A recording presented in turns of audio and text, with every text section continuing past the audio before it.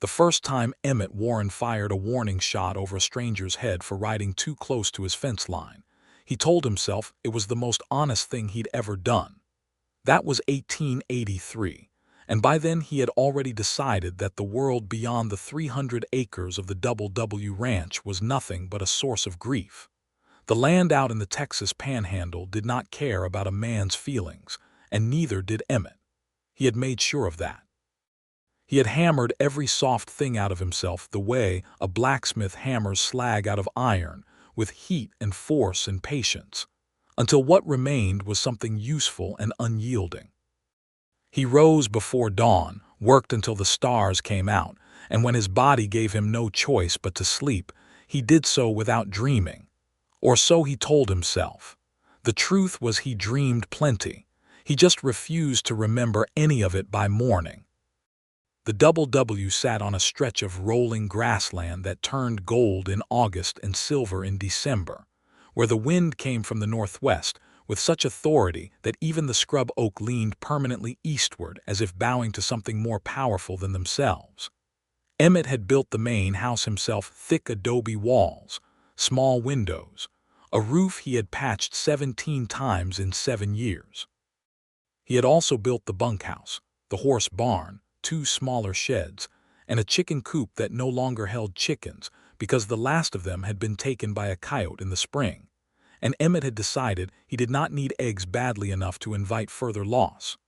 The fence line ran straight and true for miles in every direction, cedar posts sunk deep in caliche soil, barbed wire strung so taut it hummed in a hard wind. Some folks in Dalhart said you could hear the Double W before you could see it. Emmett took that as a compliment.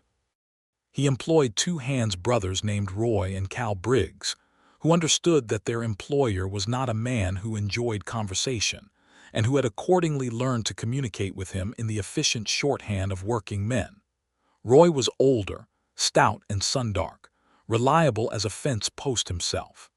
Cal was younger and had a habit of whistling that Emmett found irritating in February and tolerable by June.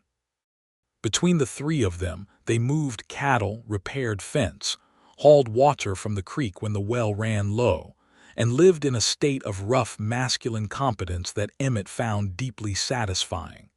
There was no softness in it. There was no room for softness, and that was entirely by design. Emmett Warren was 34 years old and had been a widower for 3 years. He did not speak of his wife. Her name was Clara, and she had died of fever in the spring of 1880, not yet 27 years old, with her hands folded on the quilt she had made herself from scraps of dresses she had worn before the ranch consumed everything. She had been bright and quick-laughing and impossibly tender with every creature she encountered, and her death had left a hole in the Double W that Emmett had responded to by filling it with work and wire and the deliberate, studied practice of not feeling anything at all. He had packed away her quilts, her china, her little blue glass bottles of perfume. He had taken her rocking chair from the front porch and put it in the barn. He had dismantled the small flower garden she had started beside the kitchen door and replaced it with flat, practical dirt. He told himself he was being sensible. He told himself that grief was an indulgence he could not afford. The truth, which he was very careful never to examine directly, was that he was terrified. He was terrified of the kind of love that opened a man up like a field after a plow, exposed and raw and waiting, because he had seen what happened when that field flooded. He had held Clara's hand while the fever took her, and he had understood in those final hours that love was not the beautiful thing the circuit preacher described on his biannual visits to Dalhart. Love was a vulnerability. Love was a door you could not lock once you had opened it. And so Emmett Warren had simply removed all the doors. He had made his ranch into a fortress against everything soft, and he had patrolled its perimeter with the same diligence he applied to his fence line, and for 3 years he had been very, very successful. And then, on a Tuesday in early October of 1883, the wagon came down his road.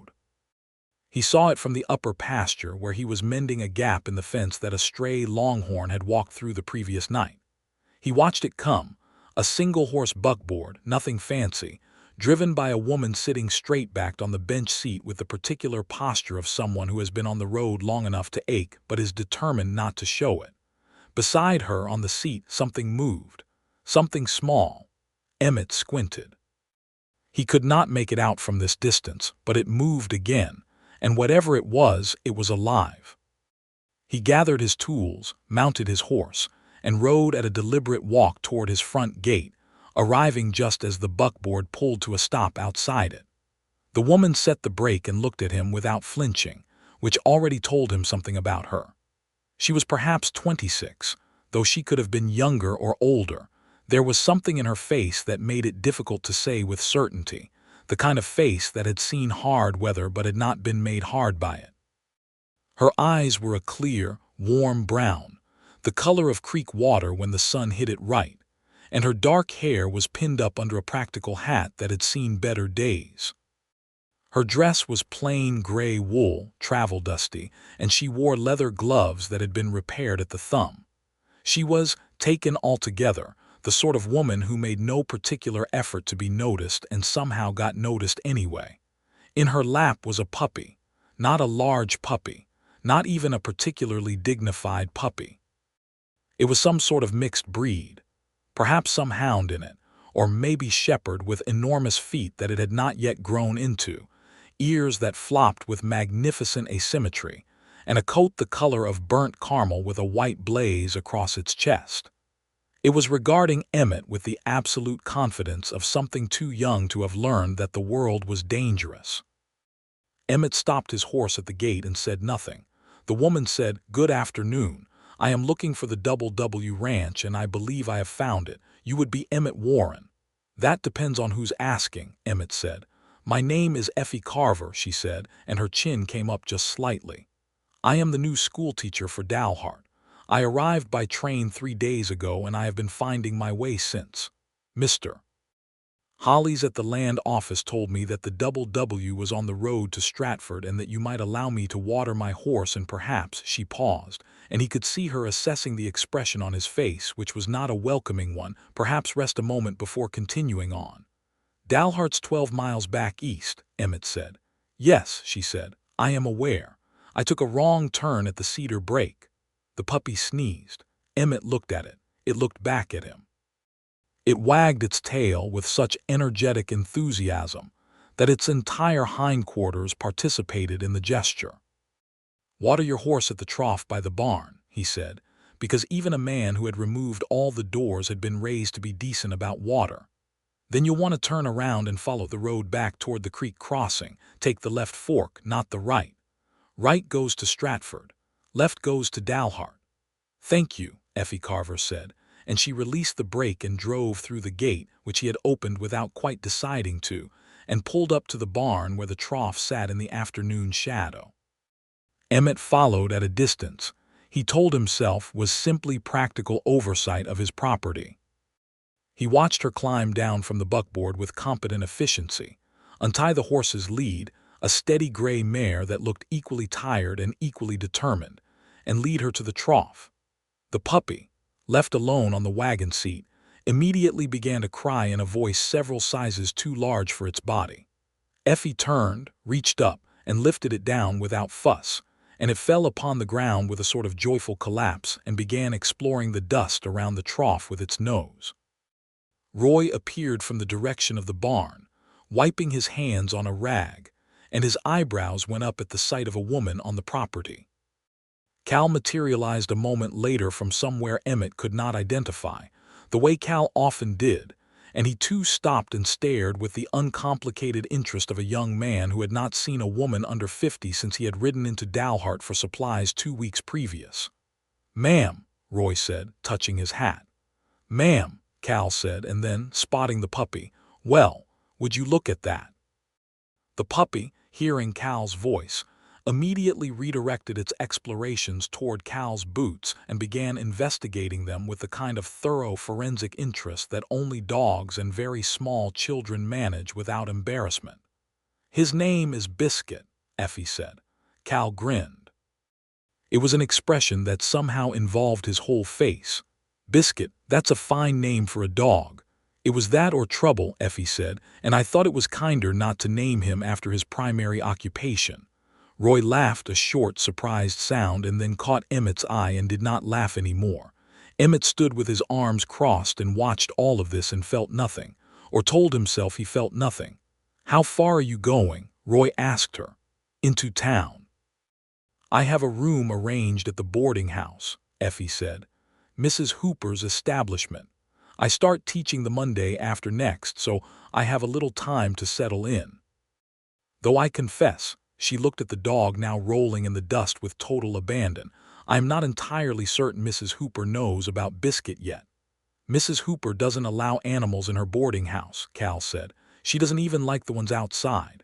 A small expression crossed Effie's face, not quite alarm, not quite resignation, but something navigating between the two. "I see," she said. "That may present a difficulty." "Where'd you get him?" Cal asked, pointing at the puppy. "He was abandoned at the train station in Amarillo," Effie said simply. "Someone had left him in a crate with no food and water, and by the time I arrived the station master was threatening to have him removed in a way that was not going to end well for the dog. So I paid for the crate and took him with me." She said this without drama or apology, as if it were simply the obvious thing to have done. Emmett looked at the dog. The dog had finished rolling in the dust and was now attempting to climb Cal's leg. "You can't bring a dog to Mrs. Hooper's," Emmett said. "No," Effie agreed pleasantly. "I'm coming to realize that." "Then you've got a problem," he said. "Yes," she said. She looked at him with those clear brown eyes, and he had the distinct and uncomfortable feeling that she was thinking several thoughts simultaneously and that he would find none of them convenient. "I wonder," she said, "whether there might be somewhere he could stay, just while I settle in and find a more permanent solution." "I don't want a dog," Emmett said. "I was not asking you to want one," Effie said, and her voice was perfectly mild. "I was asking whether the dog might stay here temporarily. He would not be any trouble to you. He could stay in your barn. He would eat very little, and I would come out on my days off to check on him and eventually make other arrangements." "No," Emmett said. There was a silence. Cal was very carefully not looking at Emmett. Roy had developed a sudden interest in the state of the water trough. Effie nodded slowly. "Of course," she said. "I understand entirely." She reached down and picked up the puppy, who licked her chin with complete earnestness and then looked at Emmett with those enormous, brainlessly trusting eyes. "We will find another way." She tucked Biscuit against her side, where he settled immediately, tail still going. Emmett watched her load the puppy back onto the buckboard. He watched her climb up after it. He watched her take the reins. He heard himself say, "1 week." She turned and looked at him. "1 week," he repeated, because once a thing was said it seemed stupid not to say it clearly. "He stays in the barn. He stays out of my house. Roy or Cal will feed him. You come get him after 1 week and make whatever arrangements you intend." Effie Carver looked at him for a moment with an expression he could not read, and then something moved through her eyes, warm and quick, before she schooled it back to calm. "That is very kind of you, Mr. Warren." "It is nothing of the kind," he said. "I am simply preventing the dog from being a problem in my county." He took the puppy from her, held it at arm's length as if it might be contagious, and carried it toward the barn. Behind him, he heard her say something to Roy about the dog's feeding preferences. Apparently Biscuit was partial to cornbread, and he heard Cal laugh again, and he walked faster. Inside the barn, in a corner stall that was not being used, he set the puppy down on the hay. The puppy sat and looked at him. Emmett looked at the puppy. The puppy wagged its tail. "Don't get comfortable," Emmett told it. The puppy wagged its tail harder. Emmett left the barn and did not look back. That evening, he ate his supper alone at the kitchen table, the way he always did, and afterward he sat on the front porch with a cup of coffee that had gone cold and listened to the ranch settle into dark around him. The stars out here were extraordinary. A man could look at them for a long time and feel both very small and very clean, as if the scale of things put his particular griefs into proper proportion. He had spent many evenings doing exactly that. It was one of the things he genuinely liked about living alone. From the barn, very faintly, he could hear the puppy whimpering. He went to bed. He lay in the dark. He listened to the wind. He did not get up. He got up. He told himself he was just checking the barn, which was something he did regularly, a practical nightly check of the animals. He took a lantern and went to the barn and opened the door, and the puppy made a sound of such absolute relief and joy at his arrival that Emmett stood very still for a moment as something moved through him that he had not felt in a long time. He sat down in the hay beside the puppy. He told himself he was there for 5 minutes. The puppy climbed onto his lap with complete presumption, turned in a circle as if this were a bed it had been using for years, and fell asleep against his stomach.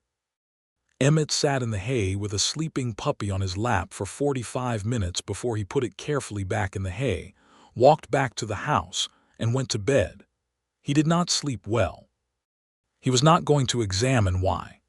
Effie Carver rode out the following Saturday, exactly 4 days after leaving the puppy at the W, because, she explained when Emmett met her at the gate with his arms crossed again, she wanted to make sure Biscuit was eating properly.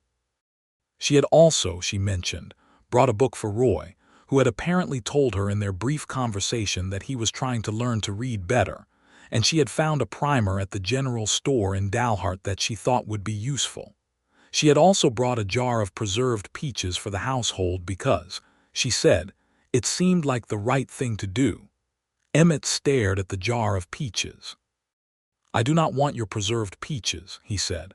"That is all right," she said cheerfully. "They are not really for you. They are for whoever made the cornbread that Biscuit apparently ate yesterday, according to Cal, who seemed very pleased about it." He let her in again. He did not touch the peaches, but Cal opened them at dinner and ate half the jar himself and declared them the finest thing he had eaten since last Christmas. Effie spent an hour with the dog, sitting in the barn doorway with him in her lap, reading aloud from a letter she had received from her sister in Missouri. She read it to the dog, but she read it at a volume that carried, and Emmett, who was working on tack at the workbench 30 feet away and was absolutely not listening, learned that her sister was expecting her second child, that their father had sold his harness shop in St. Louis, and that Effie had taken the teaching position in Dalhart partly because the pay was better than what she had been offered in Kansas, and partly because she had always wanted to see the Panhandle. "You always wanted to see this," he said before he could stop himself. She looked up from the letter. Biscuit was attempting to eat a corner of it. "The sky," she said. "I had read that the sky out here was different. That it was bigger. I wanted to see if that was true." He looked out the barn door at the immense flat sweep of it, pale blue fading toward gold at the horizon. He had grown up under it. He had stopped seeing it years ago. "Is it?" he asked. "Yes," she said. She was smiling slightly, looking at the sky rather than at him. "It feels like it starts farther up than regular sky." He had no response to that. He turned back to the tack. "She is not eating enough," Effie said.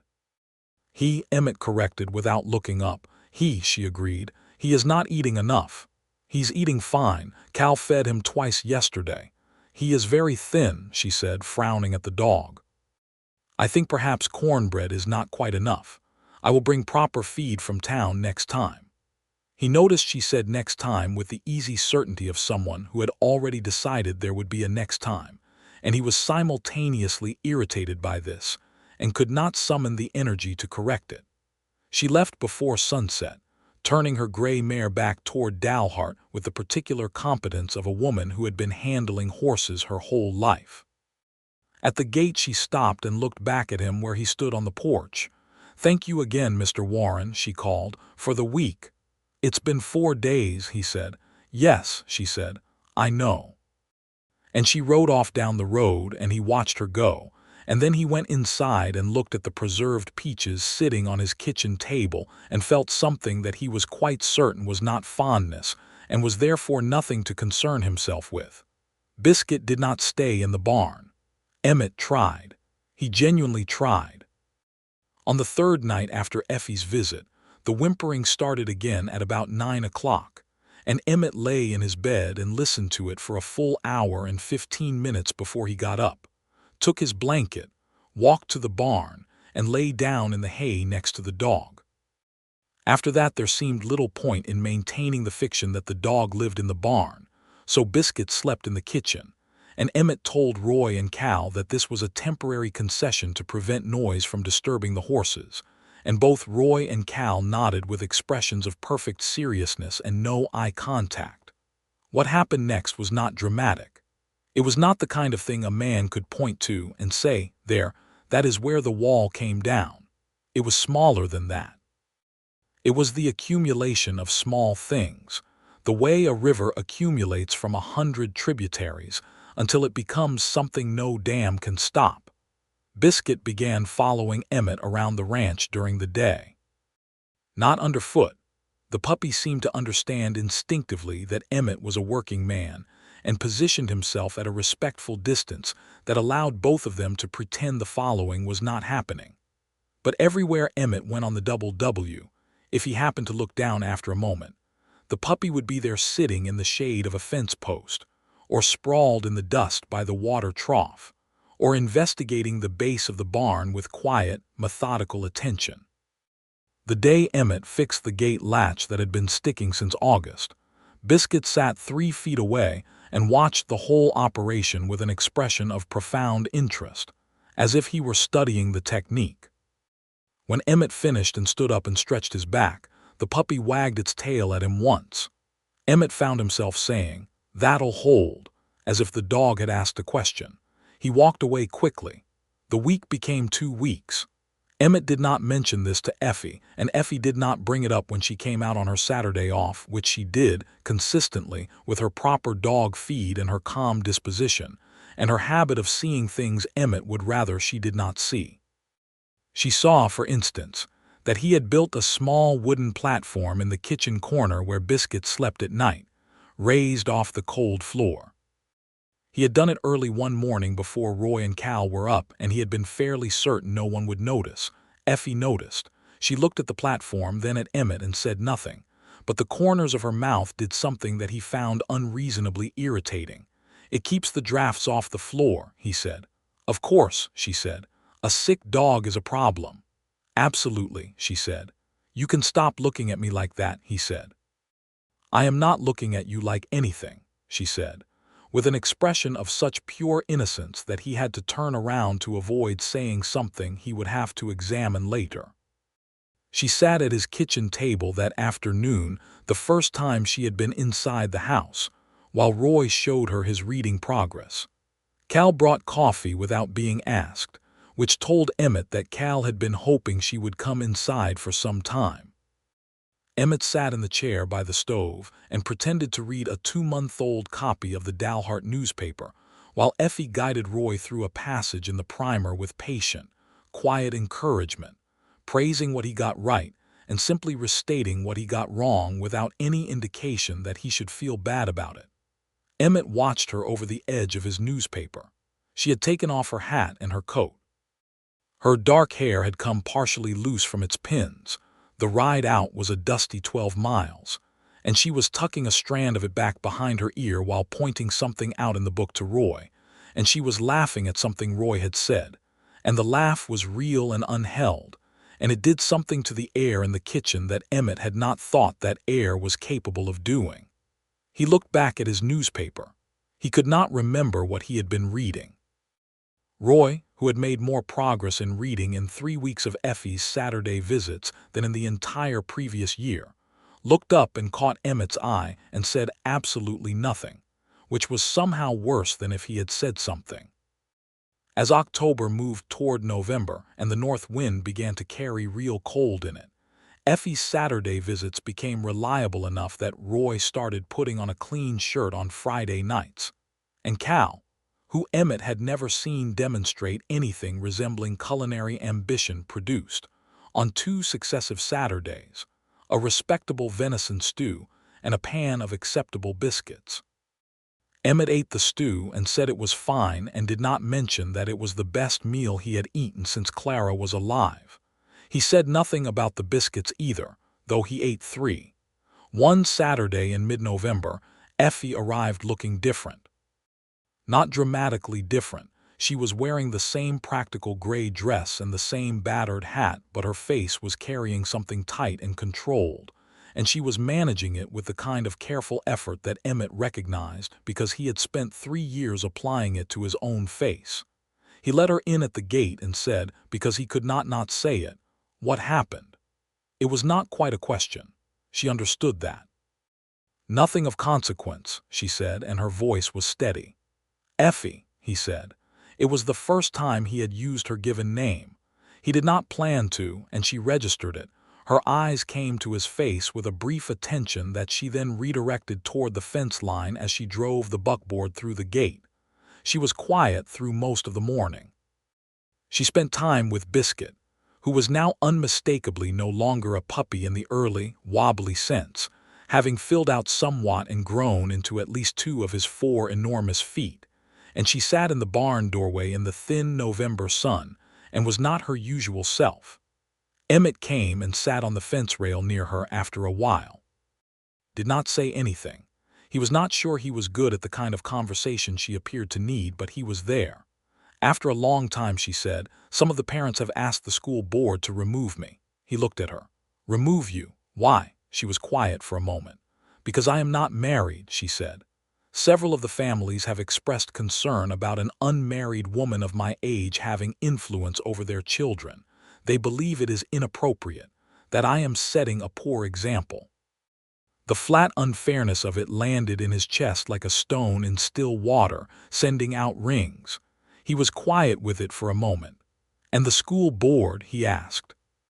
"They have so far declined to act on the petition," she said. "But there are only 3 members, and one of them is the father of a girl I had to discipline last week for cheating on her arithmetic test, so I am not entirely confident in their continued support." "What does the other parent want?" he asked. "The one who cheated." "For me to be removed," she said, "and his daughter to receive the highest marks regardless of her work." She said it without bitterness, just factually. "Mr. Decatur. He owns the hardware store and has strong opinions about how things should be run." Emmett knew Gerald Decatur. He had once tried to charge Emmett twice the fair price for a gate hinge because, Decatur had explained, supply was limited. Emmett had explained his own perspective on the matter with such calm specificity that Decatur had adjusted the price. He had no trouble believing that Decatur would attempt to bully a schoolteacher. "The school board will hold," Emmett said. She looked at him. "How do you know?" "Because Jim Marsh is on that board," he said. "And Jim Marsh has not agreed with Gerald Decatur about a single thing in 20 years of living in the same town. It's practically a principle with him." He paused. "And because you are a good teacher, Roy told me. He said you explained something to him last week that he has been trying to understand about reading for 2 years, and you explained it in 5 minutes." She was quiet. Something in her face had shifted. The tightness had not entirely gone, but it had room now. "That is kind of you to tell me," she said. "It is not kind," he said, because he always seemed to say that. "It is accurate." She looked at him then with an expression that was open and warm and complicated. And he looked away at the horizon because looking at her directly when she had that expression felt like looking at the sun possible. "But something you did not do for too long without consequence." Biscuit came and put his head on Effie's knee and sighed, and she put her hand on his back and was quiet, and Emmett sat on the fence rail and felt the particular quality of the silence between them, not empty, not uncomfortable, but full of something that he could not quite bring himself to name. He brought it up with Roy the following Monday, which surprised Roy so much he dropped his coffee cup. "I just want your assessment," Emmett said, "of Effie Carver, as a person." "Your general assessment." Roy picked up the cup, looked at it, put it on the table. "She is," he said carefully, "a fine woman. That is your assessment." "It is a starting point," Roy said. "You want I should continue?" "No," Emmett said. And then, "Yes." Roy looked at him with the expression of a man who was going to tell a hard truth and was wondering how hard to let it land. "She is a fine woman, and she comes out here every Saturday, and she brought you peaches, and she taught me to read better in a month than anything did in 40 years, and she looks at you." He paused. "She looks at you the way a person looks at something they would very much like to have, but are not sure they are allowed to want." Emmett said nothing. "And you look at her," Roy said, The way a man looks at a fire when he has been cold for a very long time and he is trying to decide whether to be grateful for the warmth or afraid of what fire can do. There was a silence. "That's a lot of observation for a man who said he wasn't watching," Emmett said. "I live here," Roy said. "It's difficult to avoid." "I want you to avoid it," Emmett said. "Yes, sir," Roy said. And then quietly, so that Emmett was not entirely sure he was meant to hear it, "She's still coming out on Saturdays." She was. And something was changing between them in the way things change when two people spend regular time together doing ordinary things. The change is not a single event but a slow warming, like ground thawing in March. You do not notice the thaw on any particular day, but one morning you put your hand on the earth and it has given it where before it had none. He started talking to her. Not much, and not about anything that mattered to begin with: fence conditions, cattle prices, whether the creek was going to freeze early given the look of the November sky. She talked back. She had opinions about cattle prices that surprised him, clear and practical opinions, not the vague generalities he might have expected. She had grown up, she told him, in a family that worked land in Missouri, and though her father had eventually turned to the harness trade, she had spent her childhood understanding that the price of beef in Chicago mattered as much as the weather in making or breaking a year. He told her about the Double W's herd, 42 head now, with 2 more calves expected in the spring. He told her about the fence problem along the northeast corner where the ground shifted every year and the posts worked loose. He told her about Roy and Cal, their histories, where they had come from. He told her about the cedar break that had sheltered him during a blizzard 4 years ago when he had been caught out mending fence 2 miles from the house and had spent 2 nights under those trees with his horse pressed against him for warmth on both sides. In return, she told him about teaching in Kansas before Dalhart, a school of 20 children in 4 grades, in a converted Methodist church where the wind came through the walls all winter. She told him about her sister, who was funny and loud and had married a river man and lived on the Mississippi. She told him about her father, who had read to her every night from whatever book he could get his hands on and who had given her, she said, the single most useful thing a person could have in a difficult world, which was the habit of thinking things through. "What about your mother?" he asked one afternoon in late November, when they were sitting on the porch because the day had surprised everyone by being warm enough to permit it, and Biscuit was sprawled on the boards between them in a patch of thin sunlight. Her face changed slightly. "She died when I was 12, she said. "Cholera." He was quiet. "I'm sorry," he said. "It was a long time ago," she said. And then, after a pause, "Though I do not think it becomes entirely a long time ago, does it? Some things simply become familiar." He looked at the horizon. "No," he said, "they don't." He had not spoken to anyone about Clara in 3 years. He had not mentioned her name outside his own head. But something about Effie's plainspokenness about her own grief, the way she held it, not dramatically, not buried, but simply acknowledged, like a stone you carry and know you carry, made the wall between him and his own grief seem less necessary. "I had a wife," he said. "She died 3 years ago." Effie did not exclaim or rush to fill the space with comfort. She simply sat with it for a moment the way she had sat with the silence in the barn that November day. Then she said, "What was her name?" "Clara," he said. "Was she happy here?" Effie asked. Not was she a good woman or was she beautiful or how did she die? Was she happy here? "Yes," he said, and his voice came out rougher than he intended. "She loved this place, the sky especially. She used to say—" He stopped. "What?" Effie said gently. "She used to say that the sky out here felt like it started farther up than regular sky," he said. He heard Effie draw a very quiet breath. "She was right," Effie said after a moment. Emmett looked at her. She was looking at the sky, not at him, and there was something in her profile, the particular quality of her attention, that made him feel, in a way he had not felt in a very long time, that he was in the presence of someone who understood things. Not necessarily this specific thing, but things. The kind of things that did not fit into ordinary conversation and so generally went unsaid. Biscuit rolled over and pawed at Emmett's boot. Emmett reached down and scratched the dog's ears without thinking, and then noticed what he was doing and kept doing it. December arrived with a serious blizzard, 2 days of hard driving snow that kept everyone in, and used up most of the hay stores Emmett had planned to stretch through February. When the storm broke and the world came back, white and blindingly bright, his first thought was the herd, and his second thought was Effie, and the order of these thoughts embarrassed him enough that he went out to check the herd before he let himself think about it further. 3 cattle had drifted through a fence line in the storm.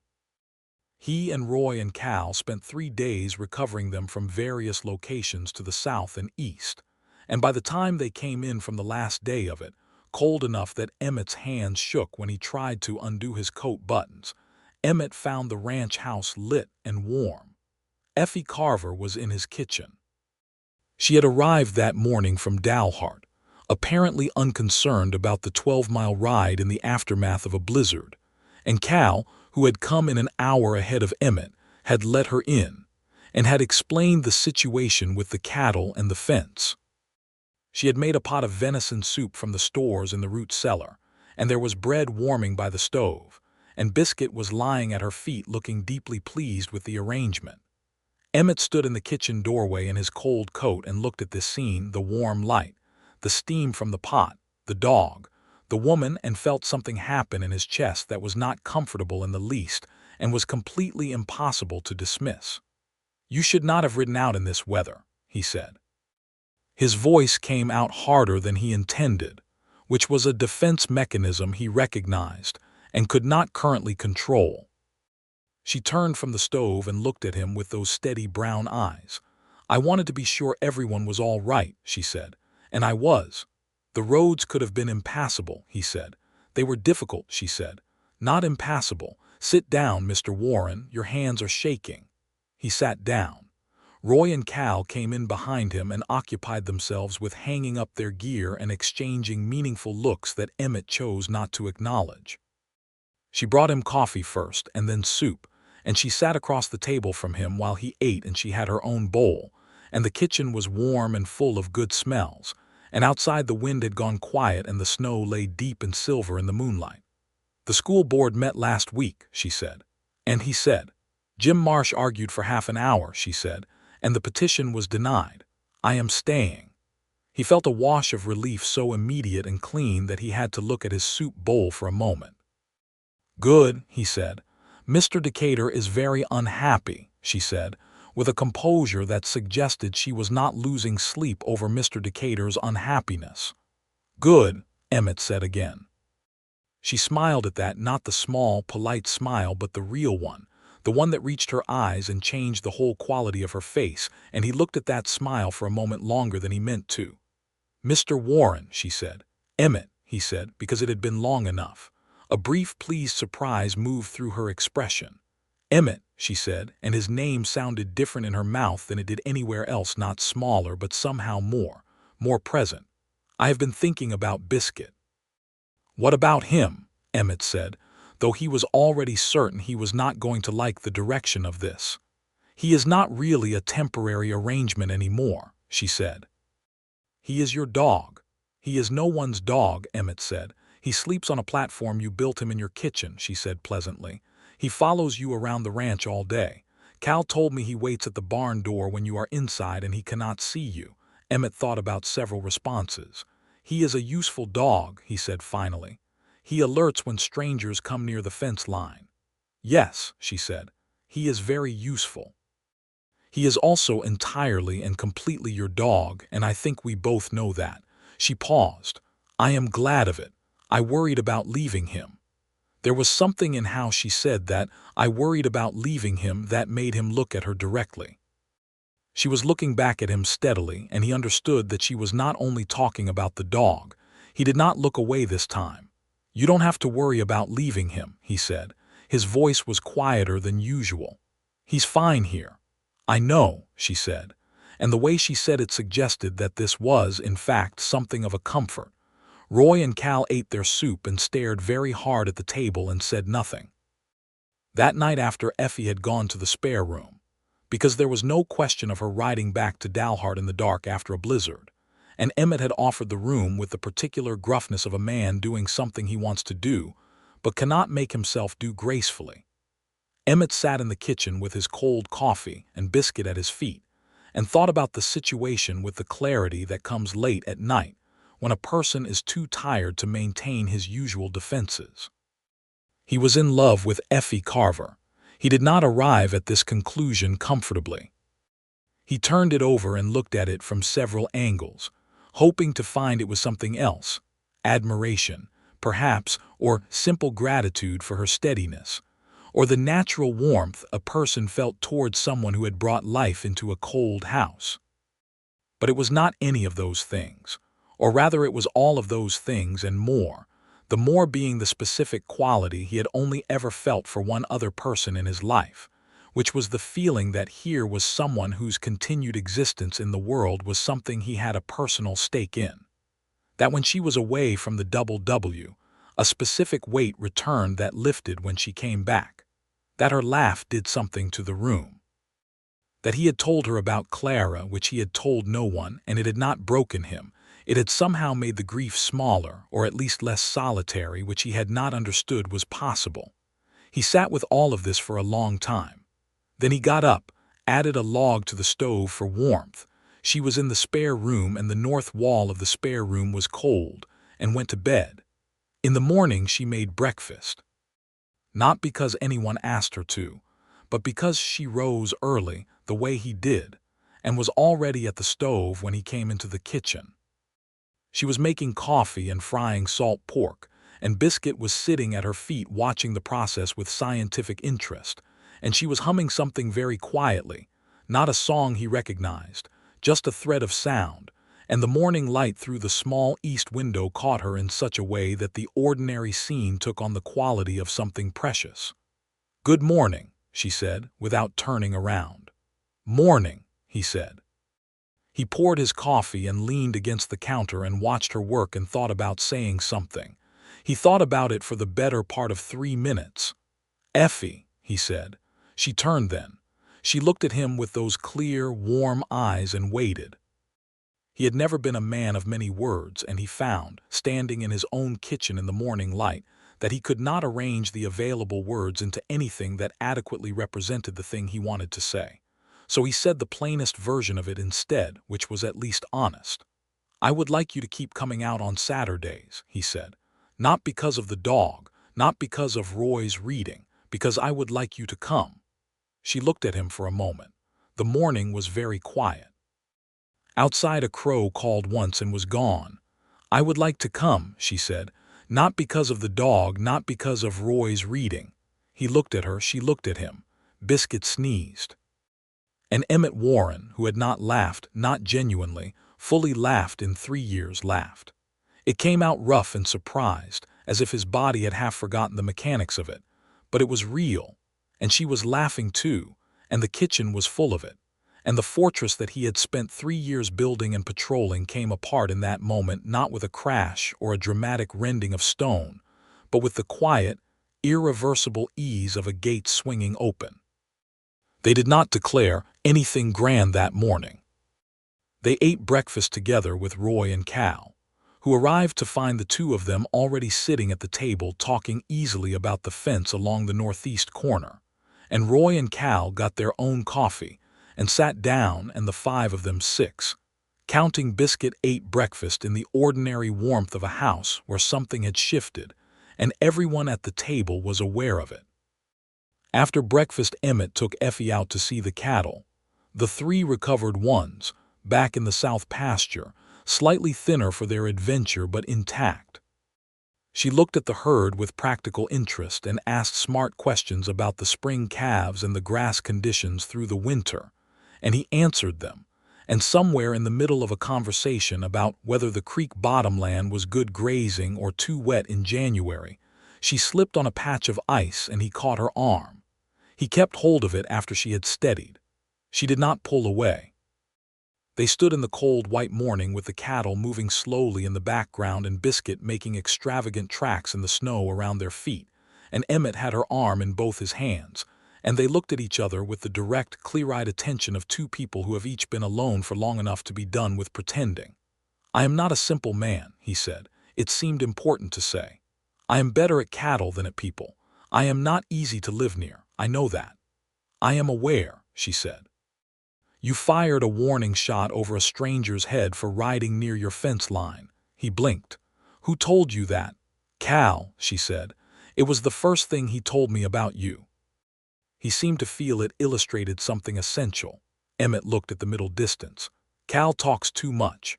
"Sometimes," she agreed. "But he is not wrong that it illustrated something essential." She paused. "I am not a simple woman, Emmett. I have strong opinions. I will not give up teaching when there are children who need teaching. I will not let someone tell me what I can and cannot do because I am a woman and unmarried. I have those qualities and I am not going to change them." "I know," he said. He had watched those qualities operate for 2 months. He found them, if he was being entirely honest, one of her most impressive features. "I would not ask you to." She looked at him steadily. "Then we understand each other," she said. "I believe we do," he said.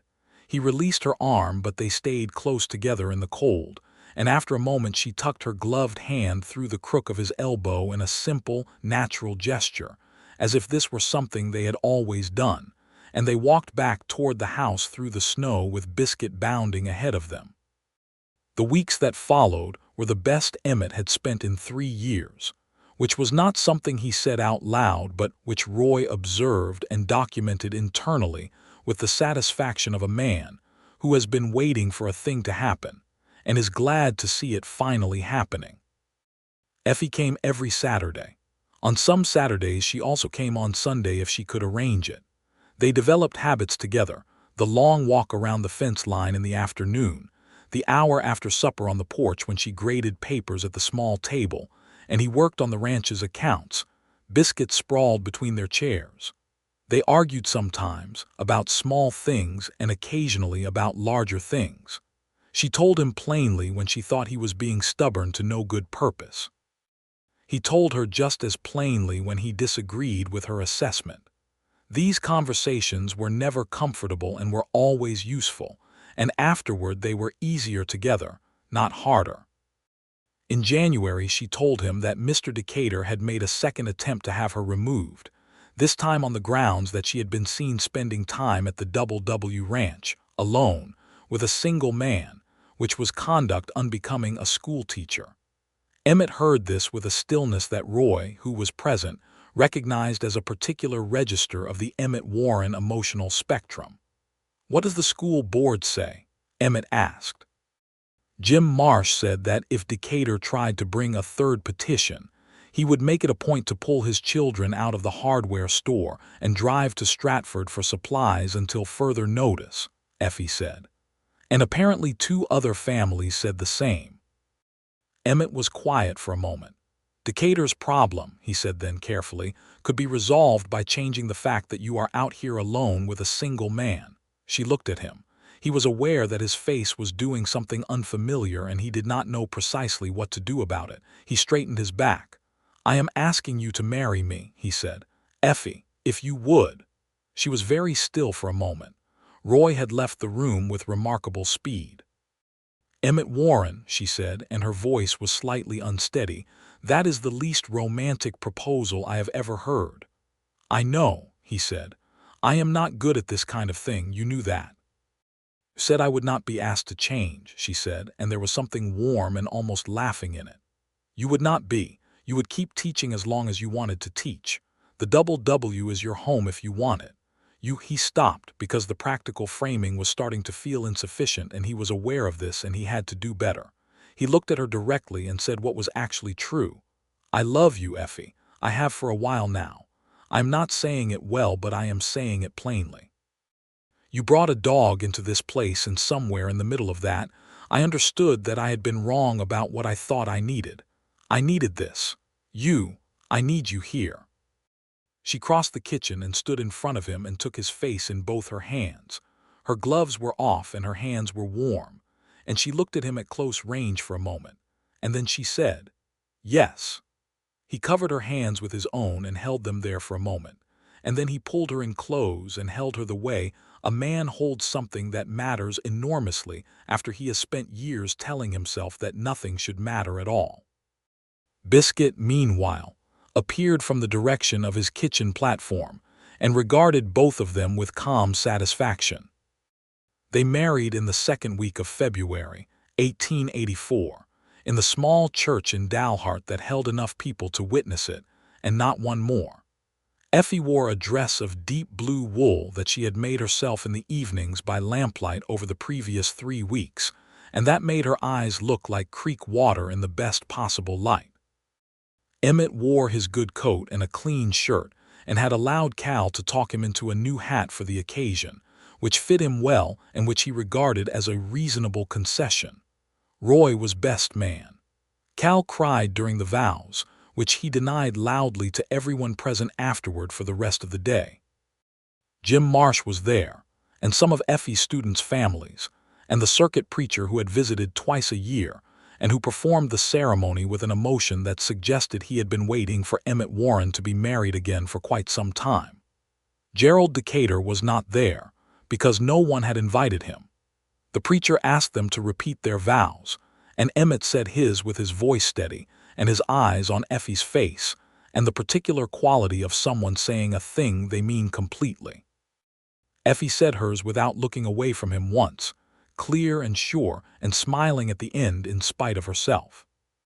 They drove back to the Double W in the buckboard in the cold February afternoon, and Biscuit rode between them on the seat and periodically licked Effie's ear, and she pushed him gently away, and he did it again. And Emmett put his arm around her shoulders, and she leaned against him while the ranch came into view on the rise of the road. He had not looked at it the way he looked at it in that moment, the long, low house with its thick adobe walls, the barn, the fence line running out in the gold and gray of winter, in a very long time. Not since the earliest years when Clara was alive and the place had felt not just like what he had built, but like what he was building it for. He felt that again now. The same sense of purpose and direction, but gentler, less brittle. Not a fortress anymore. Something meant to hold warmth inside rather than cold outside. Spring came to the Panhandle with its usual combination of beauty and violence, warm days and late freezes and winds that came from 4 directions in succession and could not decide what they wanted. Emmett expanded the cattle herd to 55 head, with 7 new calves, and Effie continued teaching in Dalhart through the end of the school term in May. She rode out each Friday evening and rode back each Monday morning, and on the days she was at the ranch she was part of it in ways that felt, to Emmett, less like an addition and more like the filling in of something that had always been there waiting. She put flowers back in the small bed beside the kitchen door. Not the same flowers Clara had grown, different ones, hardier ones suited to the Panhandle climate. And she did it with such matter-of-fact practicality, explaining to Roy what each plant needed, that it did not feel like a replacement of anything, but simply like the garden coming back. She brought Clara's rocking chair out of the barn. Emmett found it on the porch one morning where she had put it, and he stood and looked at it for a long moment. Effie came out and stood beside him and did not say anything. "I put it in the barn," he said, "after she died." "I know," she said. "Cal told me. I thought it is a good chair, it should be used, but if you would rather—" "No," he said. He looked at the chair for another moment. "It should be used," he looked at her. "Will you sit in it?"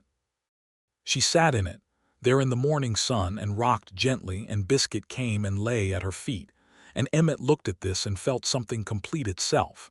Not the replacing of one thing with another, but the finding of a way to carry both.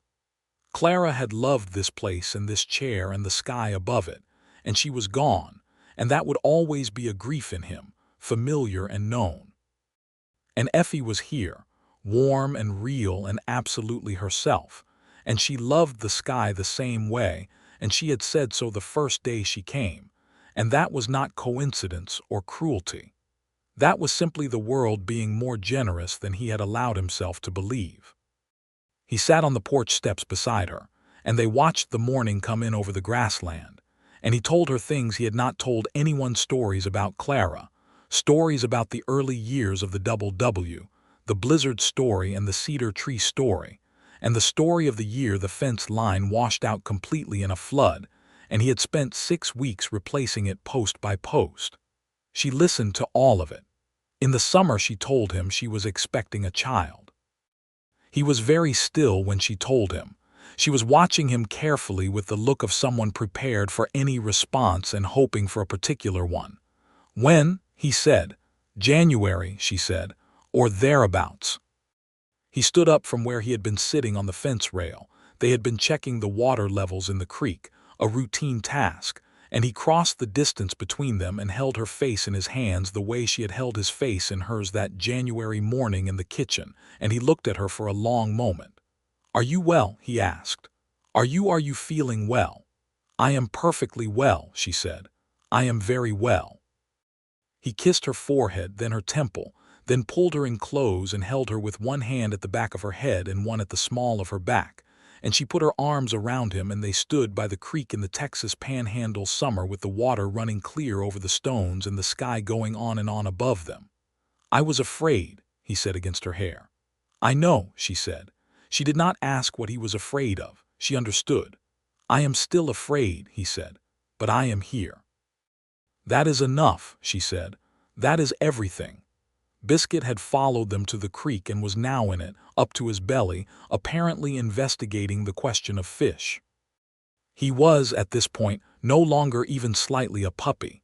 He was a large, handsome, deeply self-assured dog who had concluded some months ago that the Double W belonged to him, and that Emmett and Effie were admirable people who were fortunate to share it with him.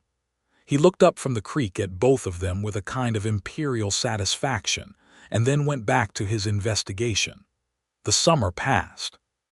Effie taught the summer session when the school board asked her to a shortened session for the children who needed extra work, and declined gracefully when the board suggested she might want to step back given her condition.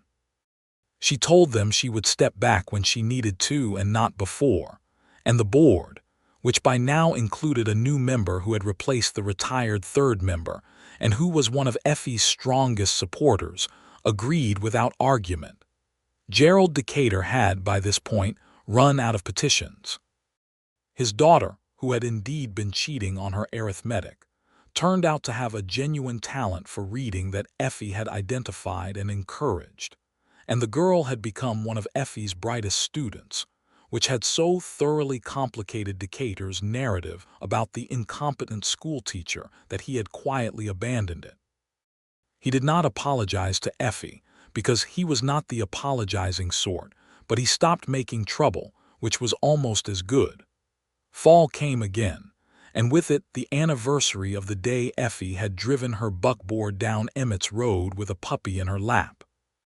Emmett marked it privately. He did not say anything to her about it, but Cal apparently had his own calendar because he produced a cake at dinner that evening with an expression of studied nonchalance, and Roy said, "What's the occasion?" And Cal said, "No occasion." And Effie looked at Emmett over the table and he looked back at her, and she was smiling that real smile. And he thought that a year ago he had looked out from the upper pasture and seen a buckboard coming down his road and had felt nothing but irritation. And now he sat at his own table in his own house and felt full. The word was odd and he would not have said it out loud, but it was accurate. Full in a way that he had been empty for a long time and had stopped noticing. As November settled into December, Effie moved her things to the ranch permanently. She had been back and forth to Dalhart long enough, and the coming child made the daily or twice-weekly ride impractical. The school board arranged for a substitute to take over the January term, with the understanding that Effie would return in September after the baby came. Emmett drove to Dalhart with the larger wagon to help bring her things. There were not many. She was not a woman who accumulated possessions without purpose, but she had her books, her teaching supplies, her sewing things, and a small wooden box that she carried personally into the house and put on the shelf in the bedroom. He did not ask what was in it. Some nights he saw her open it briefly and close it again, and once he caught a glimpse of letters, neatly bundled, and understood that they were from her mother's time, or her father's letters to her, or some other private tender thing, and he was glad she had it. He had not taken down the shelf where Clara's blue glass perfume bottles had sat. He had stored them in the wooden chest at the foot of the bed, and Effie had found them once when she was looking for a spare blanket and had held one up to the window light and said, "These are pretty." He had told her what they were and she had put them back carefully. She had not said anything else, which was exactly the right thing. January was brutal, the coldest the Panhandle had seen in 5 years, according to Roy, who had a long memory for weather. The creek froze solid for the first time since 1879. The cattle had to be watered from the well, which meant hauling water twice a day in temperatures that made the work a misery. Emmett and Roy and Cal worked through it without complaint, which was simply what was required. On the 20th of January, at 4 in the morning, their son was born. The Dalhart doctor had come out 3 days before, understanding that the roads might close and wanting to be on the right side of them when the time came. He was a capable man named Dr. Holt, who had delivered a large number of Panhandle babies, and who proceeded through the night of the birth with calm efficiency that Emmett found, in his state of profound and barely controlled terror, deeply reassuring. Emmett was not in the room for the birth. This was not how things were done in 1884, but he sat just outside the bedroom door in the chair from the kitchen that he had brought and placed there at some earlier point in the night without remembering having done so. And he sat there through the long dark hours with Biscuit at his feet and Roy and Cal asleep in the kitchen from sheer exhaustion. And he waited. The sound of a baby crying for the first time at 4 in the morning in the middle of a Texas Panhandle winter was, to Emmett Warren, the most extraordinary sound he had ever heard in his life. It went through him like a current straight down to some level of himself that he had thought was permanently sealed. Dr. Holt opened the door and said, "You have a son, Mr. Warren. A healthy boy. Come in." Emmett went in. Effie was pale and exhausted, and the most beautiful thing he had ever seen. Propped against the pillows with their son wrapped in the blue flannel blanket she had made 3 months ago, and held out toward him with an expression that contained everything, exhaustion and triumph and love, so fierce it was almost solemn. He sat on the edge of the bed and took the baby with hands he would not let shake. The baby was impossibly small and red, and had shut his eyes against the lamplight with the concentrated dignity of someone trying very hard not to find the world too much. He had Emmett's square jaw already, or Emmett thought he did, and Effie's dark hair, or the dark suggestion of it. "Hello," Emmett said to him. He did not know he was going to say it. The baby opened his eyes briefly, dark, unfocused, but looking in the direction of Emmett's voice, and then closed them again. "He heard you," Effie said. Emmett looked at his son in his hands, and felt the last of the fortress dissolve. Not just the part that had stood against Effie, but the deeper part. The part he had built around his capacity for this particular kind of love, the love that was completely helpless and completely willing to be helpless, the love that opened a man up like a field and left him exposed to everything the world could do to him. He was entirely open. He was thoroughly exposed. He was not afraid in the way he had been afraid, because he understood now that the fear and the love were the same thing in different clothing. You could not have one without the other, and you could not close yourself against one without losing the other, and he had lost 3 years finding that out. "James," Effie said. "I thought James." "James Warren," Emmett said. "James Warren," she confirmed. He handed the baby carefully back to her and leaned his forehead against her temple and stayed there for a moment with his eyes closed, and she put her free hand up and held the back of his neck. From the kitchen through the wall, he heard Roy's voice say something, and Cal's voice respond, and then both of them went quiet. Spring came to the double W as it always did, slow, then sudden, then overwhelmingly. The prairie grass went from brown to gold to green in a matter of weeks, and the wildflowers came up along the fence lines and through the pastures, and the creek ran high and cold with snowmelt. and the cattle moved into the new grass with the focused satisfaction of creatures who had been patient all winter and found the patience vindicated. James Warren experienced all of this from various vantages: the porch, where he observed the world from Effie's arms or from the rocking chair that had once been Clara's; the kitchen, where he spent a great deal of time on Emmett's knee while his father worked on the ranch accounts; the east pasture, which Emmett carried him out to one warm April afternoon to see the new calves, and where James gazed at the calves with enormous eyes and an expression of complete astonishment that made both his parents laugh. Biscuit regarded James from the beginning as a matter of personal responsibility. He lay beside whatever surface James was sleeping on. He positioned himself between the baby and the door when anyone unfamiliar came near the house. When James cried in the night, Biscuit appeared at the bedroom door and waited until one of them rose, then accompanied them with the gravity of a soldier assigned to a critical post. Emmett, who had once characterized the dog as useful primarily for fence-line alerts, noted this behavior to Effie with the particular gruffness of a man who does not want to be seen being moved by a dog, but absolutely is. Roy learned to read that spring fully, fluently, not just primer level but real reading, the newspaper and the almanac, and a novel that Effie lent him about a sea voyage that he read in 3 days and declared the finest thing he had ever encountered. Cal started a garden beside the bunkhouse, inspired in part by Effie's kitchen garden but mostly, Emmett suspected, because he had discovered he liked the activity. He grew tomatoes and beans and something he called experimental squash that no one could quite identify. Effie returned to teaching in September as she had planned. She arranged for a woman from Dalhart, a sensible widow named Mrs. Parsons, who had raised 7 children and regarded one more as a simple addition, to come out 3 days a week and help with James while Effie taught. On the other 2 days, Emmett arranged his own schedule around the baby, which he did without comment, and which Roy observed him doing, carrying James in the crook of one arm while doing ranch accounts, putting the baby on a blanket in the sun while he worked on tack, teaching the dog to bring him the baby's dropped objects with an expression of quiet, absolute satisfaction. It was not the life Emmett Warren had planned in 1880 when he had been burying Clara, and deciding that the world was too costly and love was too dangerous, and the only sensible thing was to build walls and stay inside them. It was not tidy or predictable or controlled.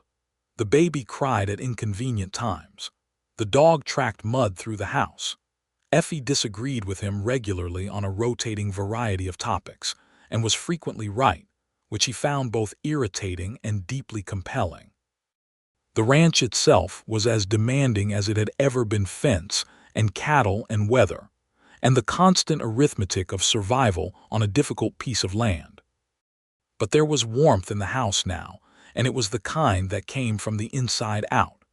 There was the morning ritual of coffee together before the day divided them. There was the evening ritual of the porch and the rocking chair, the baby between them, Biscuit at their feet, the enormous sky going purple and gold above the grassland. There was the way Effie read aloud sometimes, just because she felt like it, sitting at the kitchen table in the lamplight with James asleep on her shoulder and a book open in her other hand, and the sound of her voice was something that Emmett could not imagine the house without any more, the way you could not imagine a hearth without fire. 2 years after James was born, in the winter of 1886, Effie told him she was expecting again. She told him in the kitchen, in the early morning, the same way she had told him about James, direct and watching his face. This time his response was immediate and uncomplicated. He crossed the kitchen and kissed her properly, and then stood with his arms around her for a long moment while James, who was 2 and operating at the particular relentless energy level of a 2-year-old boy with a large ranch to investigate, attempted to climb his father's leg. "Up," James said. Emmett picked him up without letting go of Effie with the other arm, which was a feat of engineering that Roy, appearing in the kitchen doorway at this moment, observed, and then turned around and left without comment. The second child was a girl, born in July of 1886, which was as different from the January of James's birth as a day could be, warm and bright and long, the prairie in its best summer form outside the windows. They named her June, partly for the month that had been the beginning of summer and partly because Effie said the name felt like the word open, and Emmett said he understood that and did not elaborate. June had Effie's brown eyes and Emmett's stubborn jaw, and showed signs from the first months of having opinions about things. By the time she was old enough to crawl, she was conducting herself with the absolute confidence of someone who had arrived at a place already fully in charge of it. And James, who was by then a thoughtful, quiet boy of 2.5, regarded his sister with the philosophical acceptance of a person who has recognized a larger personality and decided cooperation is the wiser strategy. Biscuit, now 4 years old and at the full height of his authority on the W, treated June exactly as he had treated James, with protective devotion and an attitude of responsibility that Emmett had come to regard as one of the dog's finest qualities. Emmett did not say this aloud. It was simply understood between himself and the dog. The W grew. Emmett added a second barn in 1887 and expanded the herd to 80 head the following year. He hired a third hand, a young man named Pedro Vasquez who had come up from South Texas with excellent references and a practical knowledge of cattle that impressed Emmett from the first day. Pedro was quiet and capable and became, within a year, as much a part of the W's daily operation as Roy and Cal. Roy had, by 1888, read every book Effie could bring him from Dalhart and the traveling library that passed through the Panhandle twice a year, and had taken to ordering books himself from the catalog, which pleased Effie so much she stopped trying to conceal it. Cal's experimental squash had evolved into a proper kitchen garden that supplied the ranch through the summer and provided surplus that he traded at the Dalhart General Store with a small commerce that he conducted with surprising sophistication. In 1888, Emmett Warren rode into Dalhart on a Tuesday in October, exactly 5 years after a certain buckboard had come down his road, and he went to the land office and negotiated the purchase of the 40 acres that adjoined his northeast fence line, the parcel that had always been the weak point of the property, the place where the ground shifted and the posts worked loose. He had wanted it for years. He bought it, and he rode home in the autumn gold of the Panhandle, and when he came through the gate and came up to the house, Effie was on the porch with June on her lap and James sitting on the top step with a book, and Biscuit was on the porch too, and the low afternoon light made everything the color of something you would want to remember. He dismounted and looped the reins over the rail and climbed up onto the porch, and James said, "Papa," and held up his book. It was a natural history, one of Effie's school books that he had appropriated, and said, "There's a picture of a buffalo. Were there buffalo here?" "When I was young," Emmett said. "Not many now." He sat down in his chair beside Effie's rocking chair and looked at the grassland going on in the afternoon light, and he thought about the buffalo that had been there and the circumstances under which they had gone, the cattle that had replaced them, and the people whose land this had been before any fence was strung or deed was filed. And he felt the weight of all that, the complexity of what it meant to own this piece of ground, the layered history of it, the injustices folded into the land itself. He did not have easy answers for any of it, but he thought it mattered to know it, to not look away from it, to teach James and June to understand the full history of the ground they stood on. He intended to do that. "I bought the northeast parcel," he said to Effie. She looked at him. "The one with the shifting ground." "Yes. You have wanted that for years," she said. "Yes," he said. She was quiet for a moment, rocking gently. June had fallen asleep against her shoulder. Then she said, "What are you going to do with it?" "Fence it right," he said. "Let it rest for a year, then run cattle in the spring after that." She nodded. "Good," she said. She looked at the evening coming in over the grassland. "I told the school board today that I want to open a Saturday class for adults, For anyone in Dalhart who wants to learn to read better or who missed schooling when they were young, Roy is not the only one. There are 20 men and women in this town who never had the chance they should have had. The board agreed, he said. They did, she said. Jim Marsh said it was overdue. It is, Emmett said. She turned to look at him, and he was looking at her, and the evening was coming down, and James was reading about buffalo, and June was sleeping, and Biscuit had moved to lie at Emmett's feet, and the whole thing, the whole ordinary, extraordinary living thing of it was present and real and entirely sufficient. I was thinking, Effie said quietly. What? He said. The Saturday class, she said. It needs materials, books, paper. There is a fund I could apply to through the county, but it is not enough. I was thinking we might, she paused, and he could see her deciding whether to ask. Could the W contribute something this year, if it was a good year for the herd? It was a good year, he said. Yes, she exhaled. You did not even hesitate, she said. No, he said. She looked at him the way she sometimes looked at him, with that clear, warm, complicated attention that he had come to understand was simply how Effie Carver Warren looked at things she loved. She looked at her students with it, and at her books, and at the sky on days when it did something particularly fine, and at him. I love you, she said, just that simply into the evening. I know, he said, and then because she had said it plainly and he could do the same, I love you. She put her free hand over his where it rested on the arm of his chair, and he turned his hand over and held hers, and they sat in the late October light on the porch of the W, while the stars began to come out one by one over the Panhandle, and Biscuit sighed contentedly at their feet, and James found the page about the prairie wolf and turned it to show his father, and June slept on, entirely peaceful. And the wind came down from the northwest and passed through the grassland and kept going. It was, by any measure Emmett Warren had, and he had spent enough years in the dark to know the difference, a good life, a full life. The kind that asked everything of you and gave everything back and left you, at the end of any given day, with the plain and sufficient conviction that you had been exactly where you were supposed to be. He had built the W into something hard and tight and sealed against the world, and a woman had driven a buckboard down his road with a puppy in her lap, and everything he had built for the purpose of keeping feeling out had simply, inevitably, gently come undone. He was grateful for every post he had pulled and every wire he had let go slack. He was grateful for the wagon on the road and the puppy with its enormous foolish feet and its absolute, uninstructed confidence that this cold man at the gate was someone who was going to be all right. He was grateful for Effie Carver's straight back and clear eyes and unshakable sense of her own worth, for her Saturday visits and her preserved peaches, and the way she had held his face in her hands in his kitchen on a January morning, and looked at him like he was something she had decided to believe in.